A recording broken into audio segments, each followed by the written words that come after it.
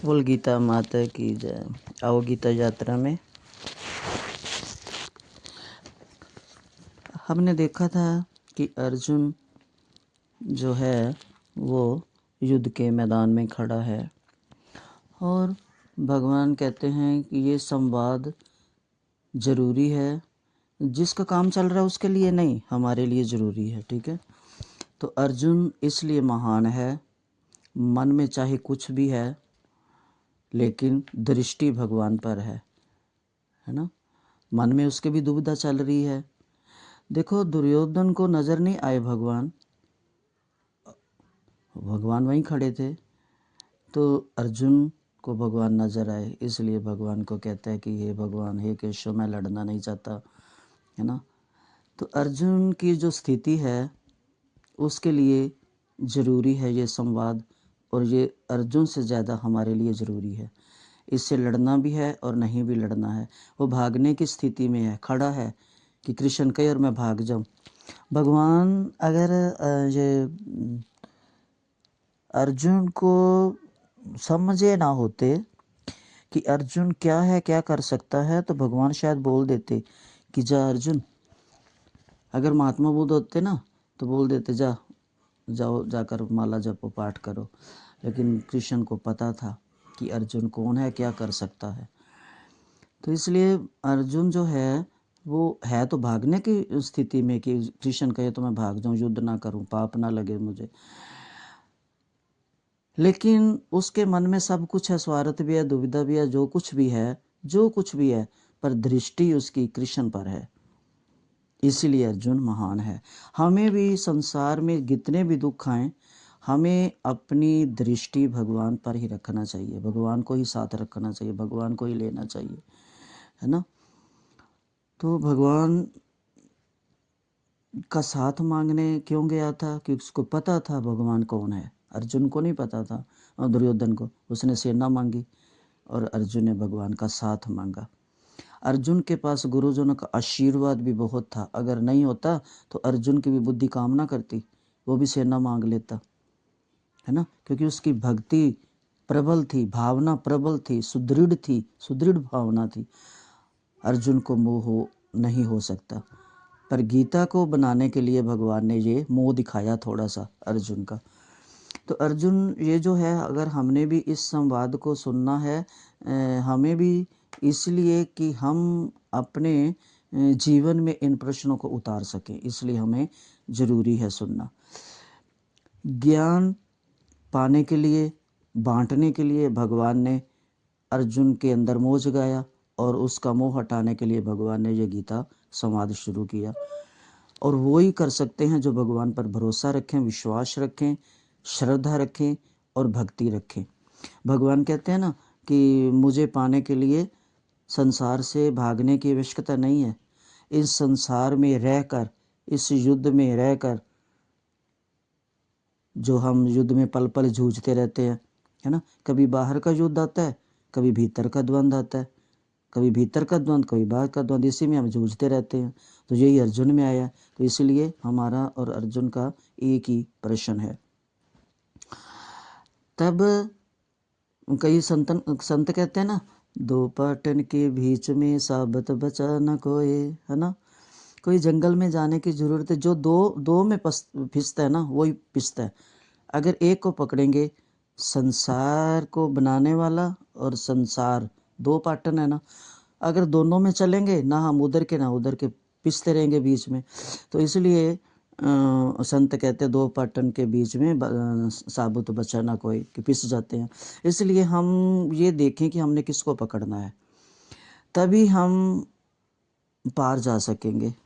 तो हमें भगवान को पकड़ना है या संसार को पकड़ना है, तो कहीं जाने की ज़रूरत नहीं। इसलिए भगवान ने युद्ध का मैदान चुनकर हमें सिखाया है कि इसी कोलाहल में, इसी शोरगुल में रहकर परम शांति कैसे पानी है, इसी हलचल में, है ना, कैसे पाई जाती है शांति। यही गीता सिखाती है। ये ही गीता परम ज्ञान की चर्चा करने के लिए भगवान ने अर्जुन को मोह थोड़ा सा डाला। ये गीता जो है सत्य है, पहले भी सत्य था, आज भी सत्य है, आगे भी सत्य रहेगा। आज भी है, कल भी है और कल भी रहेगा। ऐसा अखंड सत्य है, ये कभी अक्षय नहीं, अक्षय रहेगा, ये कभी क्षय नहीं हो सकता। तो इसलिए भगवान को प्रसन्न करें, हम वो ही कर्म करें जो भगवान को प्रसन्न कर सकें और वही कर्म हमारा धर्म बने। यही धर्म की परिभाषा है कि ये जो गीता गीत है ये हम सुने, भगवान का संवाद सुने, भगवान और भक्त का संवाद, कृष्ण और अर्जुन का संवाद, साधकों का उपासक है ना, ज्ञानियों का ज्ञान, तो ये हम सुने और ये नई चेतना देता है। गीता का ज्ञान जो है नई चेतना देता है। हमें सिर्फ ज़रूरत ये है कि हम अपने मन को अर्जुन के साथ साथ अपने मन को हम भी भगवान में लेकर चलें। भीतर से तैयार रहें, बाहर से नहीं। बाहरी जो है ये टिकता नहीं है ना। तो हम अपना निर्णय करें इस संवाद को सुनकर। भगवान बताते हैं कि धृतराष्ट्र नहीं बनना। हमने अगर धृतराष्ट्र की तरह मोह में फंसेंगे, स्वार्थ में फंसेंगे तो ये युद्ध होगा। तो भगवान की माया जो है उसमें उलझाकर अर्जुन को मोहित कर कर अर्जुन से ये गीता प्रश्न निकलवाते हैं और उस उत्तर में गीता सुनाएंगे, गीता गीत गाएंगे। भीतर का युद्ध जो है ये बहुत कठिन है। एक जीवन नहीं, कई कई जीवन निकल जाते हैं, जन्म जन्म बीत जाते हैं, है ना। स्वार्थ का फल द्वंद है, ये इसी गीता के पहले श्लोक से निकलता है। गीता एक अदालत है। अर्जुन दुविधा में है, मनोवैज्ञानिक है। गीता हमें कोई कहे रोग है और निवारण करना पड़ेगा। गीता जो है ये अर्जुन को क्या है, शारीरिक रोग तो है नहीं, मानसिक रोग है। अगर अर्जुन को शारीरिक रोग होता तो भगवान क्या कहते, चल तेरे को ये जो होम्योपैथिक में ले चलूँ, चल तेरे को आयुर्वेदिक दवाई में ले चलो, चलो तेरे को डॉक्टर के पास ले चलो, है ना। और फिर बार बार पूछते अर्जुन तेरा बीपी लो हो गया, अर्जुन तेरा बीपी हाई हो गया, क्या है तेरे को, है ना। और जाते डॉक्टर के पास ले जाते और फिर बार बार पूछते अर्जुन क्या हाल है, अब ठीक है, अब चक्कर तो नहीं आ रहे, अब मुंह तो नहीं सूख रहा। तो भगवान को पता था इसको शारीरिक रोग नहीं है, इसको मानसिक रोग है, ये दूर करना पड़ेगा, है ना। इसका निवारण करना पड़ेगा और निवारण तभी होगा जब इसको गीता सुनाई जाएगी। तो इसलिए कहते हैं ना, तो भगवान क्या कहते हैं, अर्जुन तो मन तेरा मानसिक रोग जो है ना ये मेरे को दूर करना पड़ेगा। मन ही जो है, अगर मन ही तेरा नहीं टिकेगा तो युद्ध क्या करेगा। कहते हैं ना, मन के हारे हार है, मन के जीते जीत, है ना। और मन तो मौजी है ना, जिधर ले चलेगा उधर ही जाना है। अगर तेरा मन अभी से डामाडोल हो गया तो क्या युद्ध करेगा, युद्ध के मैदान में खड़ा है तो देख। इसलिए भगवान ने गीता को सुनाना ज़रूरी समझा कि उसके मन का रोग मिटाने के लिए, शारीरिक रोग नहीं। गीता को किसी और उदाहरण से ना समझे, गीता जीवन दर्शन है। ये ना सोचे कि ये छोटी सी बुक है, नहीं, गीता जीवन दर्शन है, गीता दर्पण है। गीता हमारे अंतर आत्मा में छुपे हुए परमात्मा से मिलाने वाली है ना। गीता अपने मन से डूबकर अगर हम परमात्मा को नहीं जानेंगे तो हम परमात्मा के नहीं बन सकते। गीता को हमने अगर परमात्मा को बनाना है अपना, है ना, जैसे अर्जुन ने भगवान को सारथी बनाया अपने जीवन के रथ का, तो अगर हमने भी भगवान को बनाना है सारथी, भगवान को पाना है, तो हमें गीता में अपने मन को डुबोकर जितनी गहरी डुबकी लगाएंगे उतने रतन ज़्यादा आएंगे। मन की दौलत सच्ची दौलत होती है, हाथ की दौलत सच्ची नहीं होती। ये हाथ की दौलत तो आती जाती रहती है ना, कभी घाटा कभी नुकसान। और तन की दौलत छाँव है, आज यहाँ कल वहाँ। अर्जुन बनकर सुनेंगे, जीवन उत्सव बनेगा। विषाद से विजय की ये गीता क्या है, विषाद से मोक्ष तक, है ना। तो गीता हम अर्जुन बनकर सुनेंगे, यही भगवान ने अर्जुन को युद्ध के मैदान में खड़ा कर कर हमारे लिए, तुम्हारे लिए ये गीता ज्ञान बताया है। गीता विषाद से अर्जुन को विजयश्री बनाती है, उत्सव बना देती है। अगर हम अर्जुन बनकर सुनेंगे हमारा जीवन भी उत्सव बनेगा, है ना। अगर हम साधक बनेंगे तभी तो, उस पथ पर चलेंगे तभी तो। गीता का पूरा सार क्या है? विचार। दुर्योधन ने कोई विचार नहीं किया, बिना विचारे युद्ध करो, और अर्जुन विचार कर रहा है। कृष्ण को क्या कह रहा है? देखो सामने पितामह है, देखो सामने गुरु हैं, तो विचार कर रहा है। जो विचार से चलेगा तो उसके मन में द्वंद्व तो आएंगे ही आएंगे, है ना। अब कोई हम हमारे अपने ले लो, कोई सोचे नहीं हमारा परिवार टूटे नहीं, हम सबको साथ रख के चलें, तो हमारे मन में द्वंद्व चलेगा। कैसे करें वो ना नाराज़ हो, कैसे करें वो नाराज़ हो, हमारा परिवार ना टूटे, हमारा कुल में बदनामी ना हो, हमारी बरादरी में बदनामी ना, तो हमारे अंदर आएगा ना। जब विचार करेंगे तभी तो ये सारे शब्द आएंगे ना। और दुर्योधन नहीं कर रहा, उसमें कुछ भी नहीं, उसको कोई नहीं दिखा, उसको वही दादे वही चाचे मामे सामने खड़े थे। दुर्योधन को क्यों नहीं दिखा? क्योंकि वो विचारहीन था। अर्जुन विचारवान है, और भगवान तो दोनों से परे हैं, है ना। और ये ही गीता हमें सिखाएगी। गीता का हर अक्षर हमें कुछ देने वाला है, गीता का हर श्लोक हमें कुछ देने वाला है। हम योद्धा हैं, हम भी लड़ाई में हैं, संसार में उथल पुथल में बचे हुए हैं। हमारी हीन भावना को दूर करेगी गीता। जब हम निंदा आलोचना सुनना बंद करेंगे तभी गीता हमारे अंदर जाएगी, तभी गीता हमें समझ में आएगी। जो श्रेष्ठ है उसे प्रकृति श्रेष्ठ करती है ना। गीता सुनने के लिए नहीं, गीता आत्मा चिंतन है। गीता कोई कहानी नहीं है, कोई सुना दी कहानी तो उसने स्टोरी सुनाई हमने सुननी नहीं। गीता एक चिंतन है, गीता एक विचार है, गीता एक दर्पण है, गीता एक रण का क्षेत्र है, गीता एक युद्ध का क्षेत्र से कैसे पार जाना है वो है। गीता अपने भीतर जाने की चेष्टा कैसे करनी है, अपने मन अंतरात्मा अंतर्मुखी कैसे होना है ना। गीता भाग जाना नहीं है, युद्ध छोड़कर युद्ध के मैदान से भाग जाना नहीं है। समय कम था फिर भी भगवान ने कैसे अर्जुन ने प्रश्न किए और भगवान ने उत्तर दिए, वो हमारे लिए, कि कल युगों युगों तक अर्जुन के माध्यम से निकले हुए प्रश्नों के उत्तरों को जानकर संसारी अपने जीवन के युद्धों से निकल सकेंगे। हमारे अपने ही कारण हैं, हमारे दुख, हमारे द्वंद्व, ये हमारी अपनी परिस्थिति, हमारे अपने व्यक्ति, हमारे अपने विचार, है ना, जिसका फल हम भुगत रहे हैं। कुछ पीछे जो करके आए थे वो भुगत रहे हैं, और अभी के तो फिर भुगतेंगे, है ना। हम अपने ही भुगत रहे हैं। इन परिस्थितियों से कैसे निकलना है? अगर मुक्त होना है तो गीता करेगी। विषाद से मुक्त तक, मोक्ष तक गीता लेके जाएगी, है ना। गीता के जो विचार हैं ये फलीभूत हैं। विचार किया अर्जुन ने तभी तो उसमें द्वंद्व शुरू हो गया, है ना। अगर विचारहीन होता, दुर्योधन विचारहीन है ना, अर्जुन विचारवान है, तो इसलिए द्वंद्व शुरू हुआ, इसलिए गीता निकली। दुर्योधन प्रसन्न है क्योंकि उसे युद्ध में रस था, वो युद्ध ही चाहता था। अर्जुन दुखी हो रहा है क्योंकि वह युद्ध नहीं चाहता था। 3 पात्र हैं, दुर्योधन, अर्जुन और कृष्ण। कृष्ण विचार के पार हैं, अर्जुन विचार में है और दुर्योधन विचारहीन है। ये तीनों ही तो पात्र हैं इस पहले अध्याय में, पूरी गीता में ही।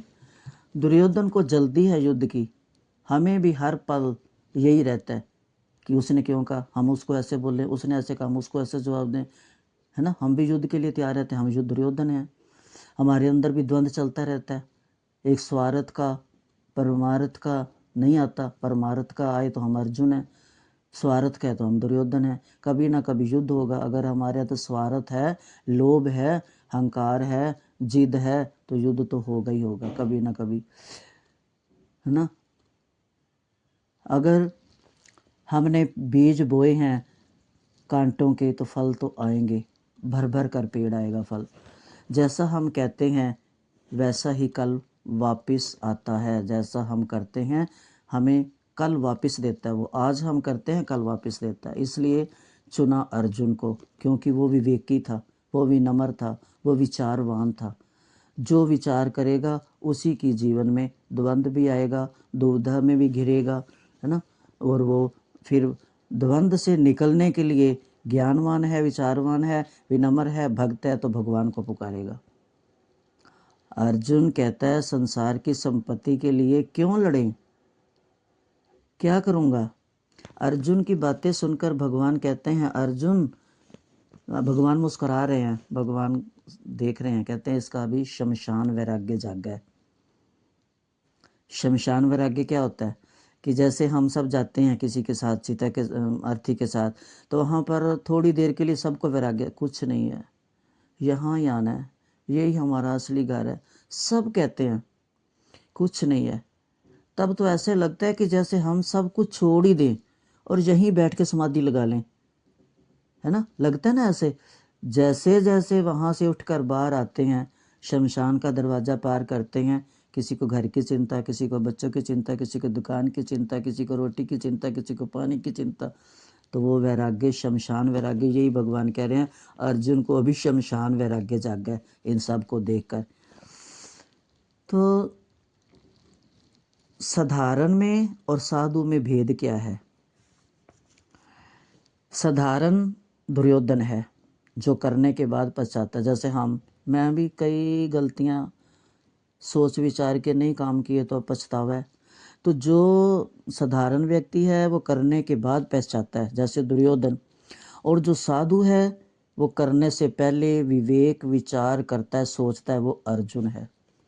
कि पहले पता था युद्ध होने वाला है, कोई नया नहीं था पहले, क्योंकि सब पहले आ चुके थे, राजा जितने भी थे वो इकट्ठे हो चुके थे, उसको पता था युद्ध के लिए तो आए थे कुरुक्षेत्र में, घर से निकलकर अपनी जान हथेली पर रखकर, उसको पता था। पर फिर भी कोई नया तो नहीं था, कोई नया योद्धा नहीं आया था, सब पहले आ चुके थे। फिर भी अर्जुन की दृष्टि भगवान से थोड़ी देर के लिए हटी। इसने अपने चाचे मामे देखे तो क्या हुआ, मोहग्रस्त हो गया। ये भी भगवान की माया थी, है ना। इतनी विशाल सेना खड़ी है और ये कहते हैं ना, अगर हमारी दृष्टि, हम गुलाब के फूलों के पास खड़े हों, अगर हमारी दृष्टि केवल केवल केवल गुलाब के ऊपर है तो हमें कांटे नज़र नहीं आएंगे, हम धीरे से गुलाब को ही तोड़ेंगे। अगर हमारी दृष्टि स्थिर नहीं है तो गुलाब के साथ कांटे भी नज़र आएंगे, पत्ते भी नज़र आएंगे, हम सोचेंगे कैसे तोड़े, कांटा ना चुभ जाए। तो ये दृष्टि का ही दोष है। तो दृष्टि अगर एक जगह है तो दूसरी जगह से हट जाती है। उसकी दृष्टि सेना में गई तो भगवान से हटी, तो इसलिए वो मोहग्रस्त हुआ। तो इसलिए अब देखो दुर्योधन को, और जब ये गुरु के पास थे, दुर्योधन को और युधिष्ठिर को, दोनों को गुरु द्रोणाचार्य ने इनकी परीक्षा लेने के लिए भेजा था कि दुर्योधन जाओ कोई अच्छा आदमी ढूंढ के आओ, और युधिष्ठिर को बोला कोई बुरा आदमी ढूंढ के आओ। दुर्योधन बड़ा खुश, ले ये भी कोई बात है, अभी गया मैं अभी आया। अब दुर्योधन वापस आया, युधिष्ठिर भी वापस आया। तो गुरुजी ने बोला, द्रोणाचार्य ने बताओ। हाँ भाई दुर्योधन पहले तू बता।